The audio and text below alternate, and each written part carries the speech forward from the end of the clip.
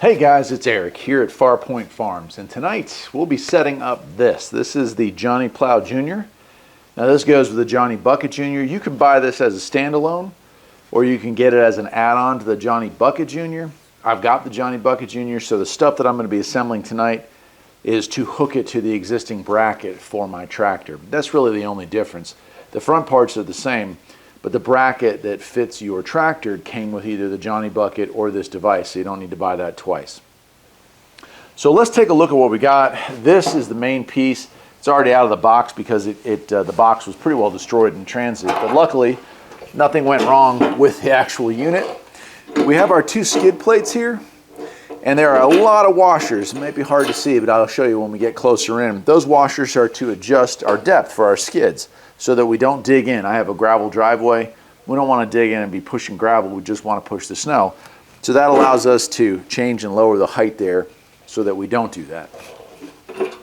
Overall construction, it looks like powder coated steel. It is made in the USA, which is really cool.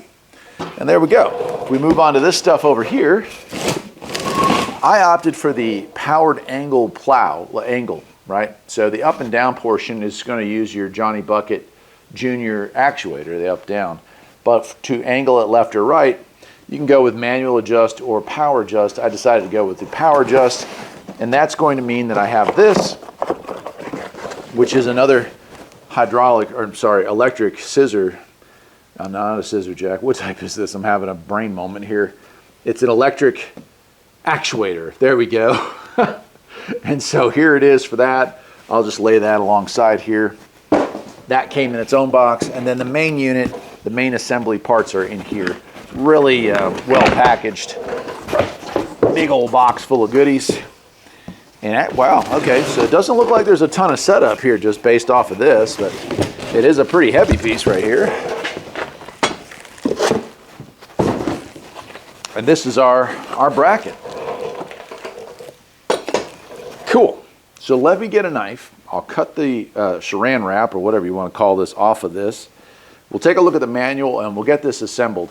In my next video, I will install this on my Husqvarna garden tractor and we'll plow some snow, because it won't be long and it'll be time to plow some snow here at the farm. Let's do it. All right, here we are, all unpacked and ready to assemble.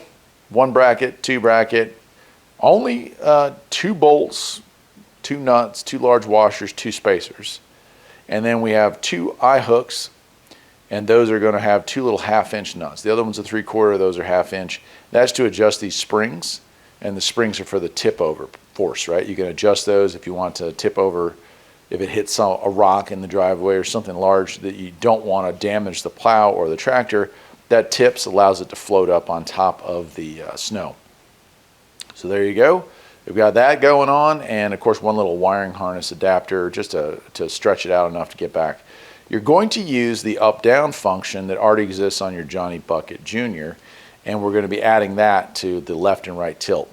Looks like from reading the directions, if you opt not to get that electric dump, you just take the pivot actuator off of your Johnny Bucket and transfer it over here in the wintertime, transfer it back over to the bucket. So save some money if you need to, and skip that part. Like I said, I opted to get it, but there you go. So let's go ahead. I'm going to lower the camera angle down a little bit. We'll get this thing installed, and the next time you see it, it'll be in action in the snow. Let's do it. So it looks like the first thing we're going to do is remove this pin right here, and we'll get that out of there if I can. These pins are pretty unique. They're really cool. They're definitely not made to be popping on and off too easily, because they want this to stay tight. There we go. I'm going to slide this out, and we're going to be attaching this piece. Looks like this, with our edges here towards the front, and it fits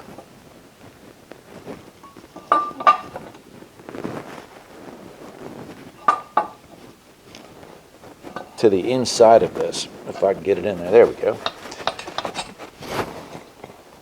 And you might have to tap it in a little bit, get it lined up.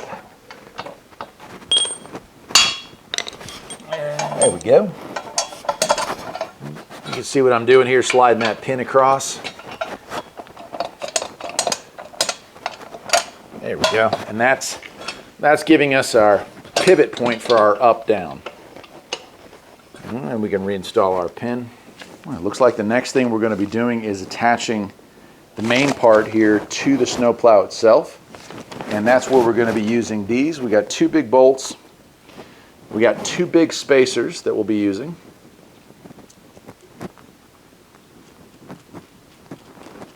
And those spacers are going to fit here. Let me tilt this up so you can see. So the spacers go through,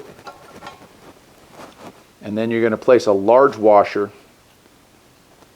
on the other side before putting your nut into there. So they're going to fit in there like that. All right, let me move the plow up a little bit and we'll get that installed. All right, so you can see here are our small bolts. We're going to flip the assembly over like so and slide it into place here. And let me move the camera to this side so you see how it looks on the other end. Now, I don't know how well this is going to show up on camera because unfortunately it's really kind of tight in here, but you're taking your bolts through the outside. You don't need any washers on the outside. And you're placing them through the holes.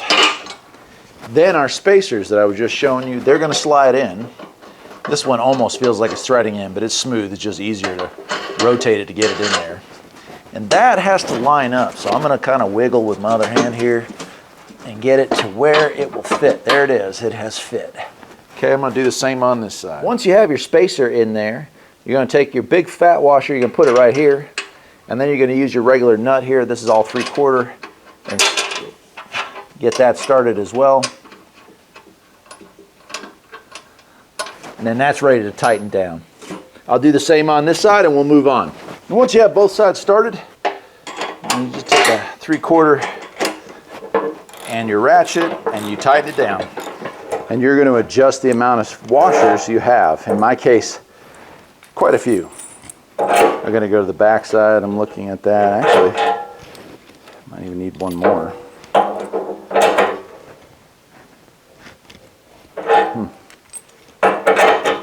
Yeah, so we're putting it pretty much at almost its lowest position, and that's okay. Now you do want the tab facing back so it kind of kicks up, but it's going to take a little bit. That's for you to grab onto while we tighten that down.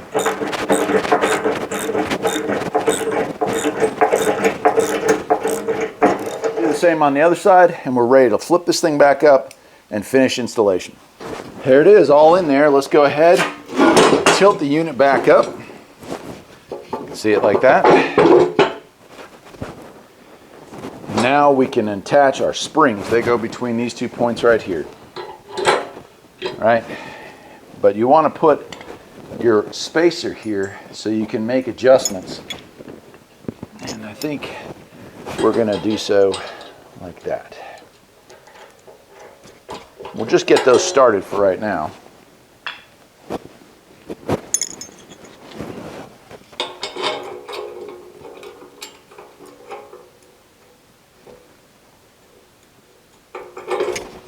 Then we hook our big springs in here. Hopefully. We might have to actually get the spring in here first. There we go. Yeah, these things are pretty stout. You might be able to pull them down. I'm not going to fight with them.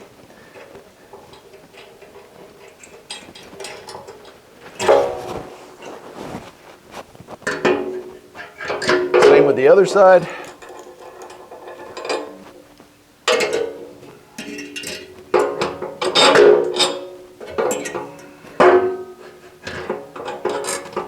And adjusting these is it's something that's a little bit of trial and error. For right now, all I'm going to do is take the tension off. I want to make sure that they don't flop around. So I'm going to give it just the lightest bit of tension, but I may end up making it much tighter as time goes on. It just really depends on whether or not it pushes over too easily. Nice. Like I said, we can make more adjustments to those if we need to at a later time. Well, we are ready to install our actuator. Part of it's going to go here and part of it's going to go here. we're really moving along on that. Unfortunately, it looks like I wasn't recording, but the next step here is to remove these 2 pins, one here and one here, and install our actuator. If it's not lined up, if you want to turn this bar or don't want to turn it, you can simply unscrew this part, take a flat blade screwdriver or a Phillips and unscrew it till it reaches where you want it to. And that's pretty much it. Now we will be moving this harness and plugging it into the tractor. There is a little wiring harness adapter that goes with it. And of course you'll want to probably zip tie it wherever the location is to keep it out of the way. But we're not going to do that until we actually get it on the tractor. So let me move the camera back and we'll wrap this up for tonight. All right, well that is it, my friends. It is assembled. I would say on a scale of 1 to 10, that was an easy 1 to get that all put together. I'm really happy with that too.